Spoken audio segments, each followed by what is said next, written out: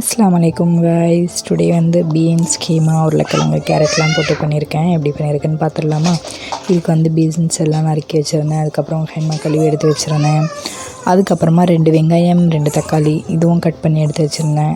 இஞ்சி பூண்டு பேஸ்ட்டு, எந்த நான்வெஜ் போட்டாலும் இஞ்சி பூண்டு பேஸ்ட் போடணும் இல்லையா, அதனால் அதுவும். அதுக்கப்புறம் மஞ்சள் தூள், மிளகாய் தூள் 2மே எடுத்து வச்சுருந்தேன்.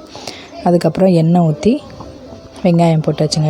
வெங்காயம் நல்லா பொன்னிறமாக வதந்ததுக்கப்புறமா நாம் வந்து தக்காளி போட்டுக்கலாம். தக்காளியும் போட்டு நல்லா அதை கொஞ்சம் நல்லா வெந்து வந்ததுக்கப்புறமா இஞ்சி பூண்டு பேஸ்ட்டு போட்டு நல்லா மிக்ஸ் பண்ணிக்கலாம். அதுக்கப்புறமா எடுத்து வச்சுருந்தேன் மிளகாய் தூளும் மஞ்சள் தூளும், அதுவும் எடுத்து இதில் போட்டுக்கலாங்க. போட்டதுக்கப்புறமா நல்லா மிக்ஸ் பண்ணிவிட்டு 1 ஸ்பூன் உப்பு போட்டிருக்கேங்க.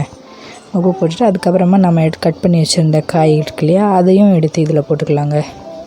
சூப்பராக அண்ட் சிம்பிளான ரெசிபின்னு தான் சொல்லுவேன் நான். நீங்கள் எது கூட வேணாலும் சாப்பிட்லாம். இல்லை அதுக்கப்புறம் நாங்கள் 1 கிளாஸ் தண்ணி ஊற்றி வச்சுட்டேங்க. ரொம்ப தண்ணி ஊற்றாதீங்க.